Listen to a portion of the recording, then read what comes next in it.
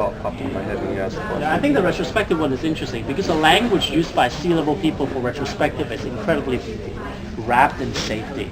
So it's like, well, we intend out for this initial launch to have a small adoption so we can grow our IT capacity. The truth is nobody wants to use their product, right? That's why you have low usage on your IT capacity. But they're not being honest with why certain actions and choices led to subpar customer satisfaction, right? So they always kind of like wrap it in the language that takes the accountability out. So while they do retrospective, it's all prospective rationalization why they did not fail at something. But failure is okay. Scrum allows you to say, we tried it, it didn't work, and we're going to try something else.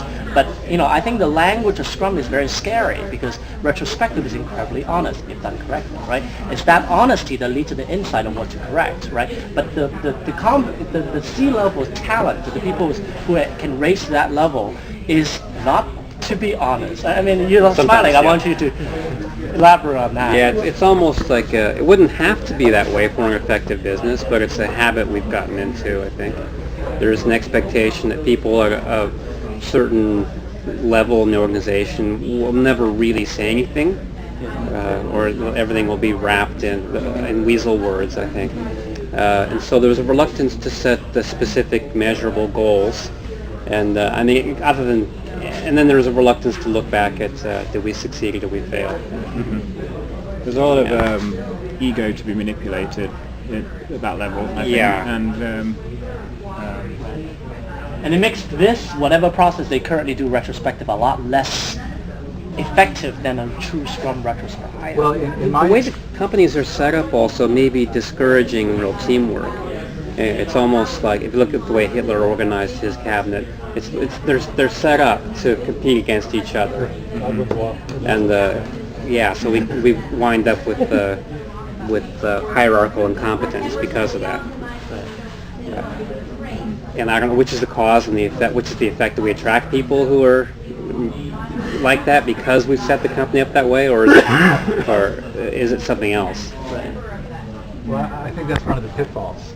Is that a lot of companies are set up to compete, and that's inherent. There's a lot of. We'll talk more about the pitfalls. Maybe we can. I was kind of trying to structure this, but maybe we can just let it go where it may. There's the command and control. There's that model which is different. There's competition for resources and for power. There's all that. Those are obstacles. Yeah, competition inside the organization. Inside the organization, yeah. And like you said, a lot of organizations thrive on that competition. And collaboration, they may give lip service to it, but it's when it comes down to it, what people get compensated for in the performance systems often reward that. So I think these are good in terms of promises. Honest retrospectives. I agree with what Christopher was saying. I do a lot of corporate communications work. And most corporate communications, people just blot it out because it's yada yada yada. It's just I worked at Cisco and did a lot. They do video on demand, VODs they call it. And for most people, it's just the same old stuff, and they think that's great. But it's for people to. I'll tell a quick story.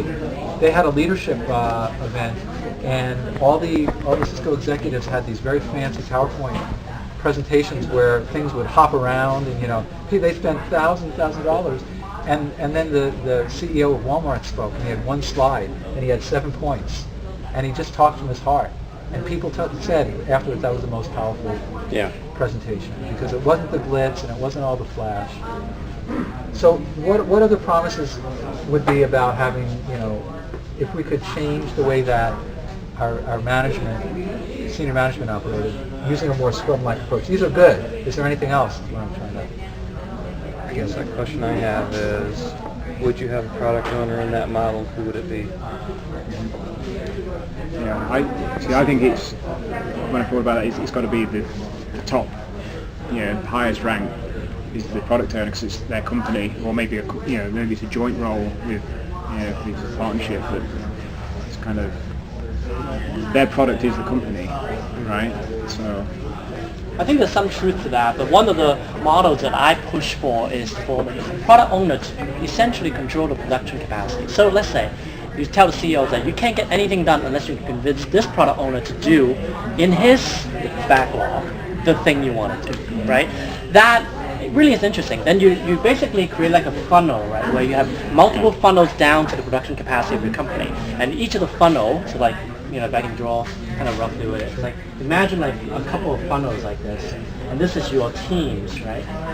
Well, whatever. So all these ideas of the executives will have to funnel to one of these pipes, and each one of those is controlled by the product owner. Then what it facilitates is that while the product owner, you can certainly say the CEO is the product owner and saying, well, I think we should have more capacity there, we should do this. It makes the discussion about the product, right? Because we say that, if the product owner is the person you need to convince to say, okay, I really want to move to a SaaS model, but I can't convince the person that manages our CRM product to go SaaS, well, either you fire him using that kind of high level stick that you have, or convince them. I think that's one model to funnel those ideas down into something that you have a finite capacity in the prioritization. But that requires a kind of empowerment to the product owner that most organizations don't have. I'm curious though, in that model, do you run into the same kind of problems where you have this competition between product owners, especially if you're utilizing some of the same resources? That's a question. Yeah, I mean, that's a competition at this level, and it's real and it's hard. I think so, but then if they're going to self-organize as a team of product owners, then for them to achieve the team's goal, they've got to cooperate on resources, right? And I think the prioritization at this level would talk about the proportionality of these pipes. So we say we're going to invest 60% of our production capacity on the SaaS product, only 20% on the legacy software in a box product. Well, that's only something the C-level can decide.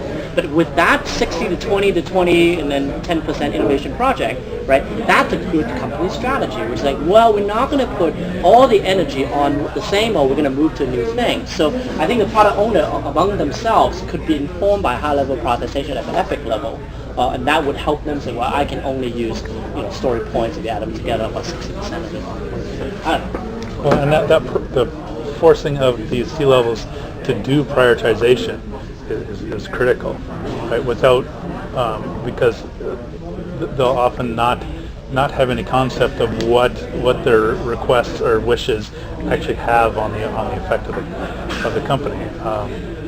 I think when the deliverables are less tangible, if you're talking about a manufacturing company, right, and the CEO says, we need to make 30% more widgets. Well, it's pretty obvious that, hey, you need to invest in more equipment and more people, and maybe you have to build a new building and blah blah blah. Or if you're in software or something that's not tangible, right? Well, then what does what does that mean? We need to do 30% more of this, or we need to do this also.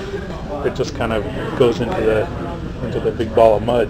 So by doing that prioritization, right, say, okay, well, we're doing these things, we're working at capacity. Okay, what do we lose, right?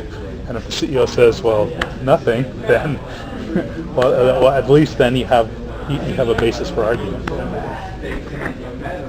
I think if someone can overrule your priorities, then you're not really the product owner. And I'd like to see the product owner thought as the person who has got the vision behind that product development. And it might mean that the C-levels have to trust the product owner, or else get someone that they do trust to do the job. Right. One of the common pitfalls is we're looking for someone to do the product owner role, and like everyone's busy. These people have skills, but here's some people who are not busy because they don't have skills, so let's make them the product owner. So we're winding up, we're pulling our least talented people into the role that gives them the most. And then someone above them is constantly pressuring them to drive. I wonder if that's I would rather see how do we choose our product owners, and and even if it means we have to choose someone who's less available, can't be with the team and the stand-ups and all that, but if we can get someone who does really have the vision and the authority, we might get better alignment with where the company should be going. I have a question to ask, and this is something I've been asking. I'm a product owner by most of the time when I do things within Agile framework, Scrum framework, which is that to actually have a product owner be able to do what you do, they need to be in a big company, a senior director level. right? And that's not usually what we get in teams, right? So if for that person to be able to own the product vision, to have access to the C-level suite, to walk in and say, hey CEO, I was thinking, right? That's necessary. How many product owners have you worked with in an agile project that is equivalent to senior director or above? None.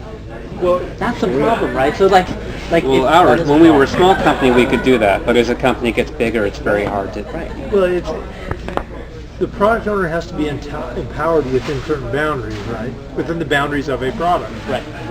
So as long as those boundaries get defined from above and said, here's the boundaries, here's the goal, here's the vision of this product, right?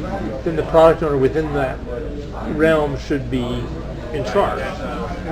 And whoever is above that gave that vision should not be interrupting what the product owner says are the high priorities for that product. That requires respect, and I think Correct. in a corporate structure, again, I can only speak, I work for a Fortune 500 publishing company.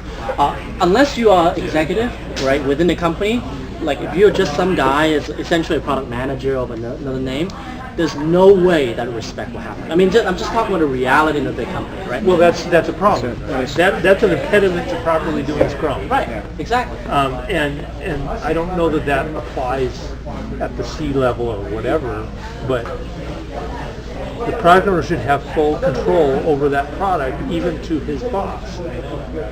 The boss shouldn't say, no, I don't think that's the right priority, you got it wrong. And the product owner say, well, I appreciate your opinion, but I disagree and I'm going to go ahead. And that boss has to be able to let the product owner do that. So that's separation of managing the project and managing the work. Correct. Yeah. Correct. So I'm not sure that that's a C-level problem.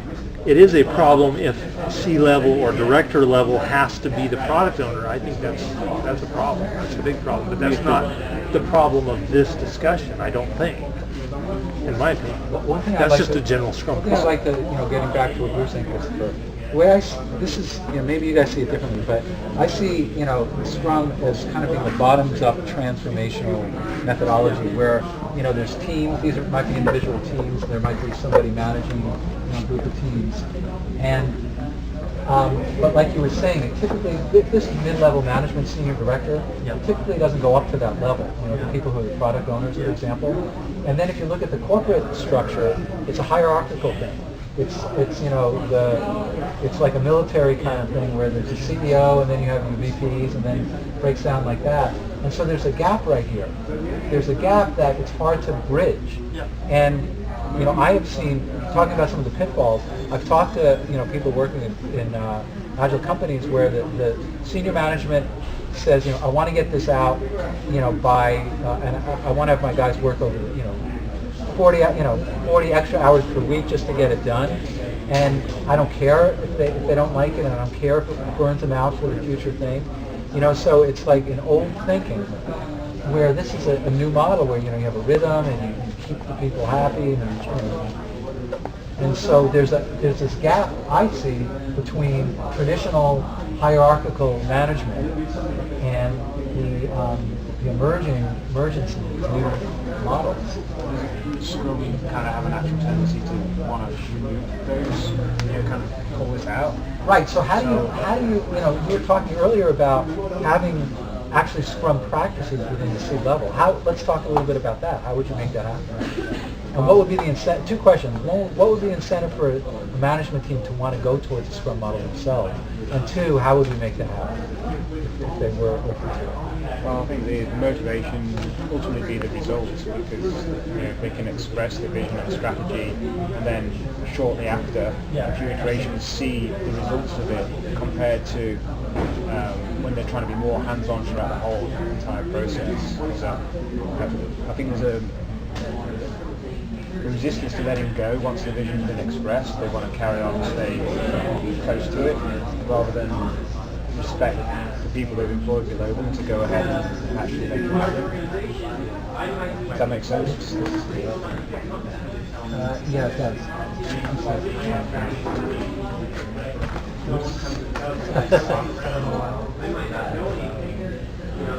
So say that again. How would we capture that? I think So they get quicker results. Is that it? Okay. They should see, not necessarily quicker, but more higher value results at least. Okay. Higher value Or higher results. quality results. It's not necessarily going to be quicker. It probably would be quicker.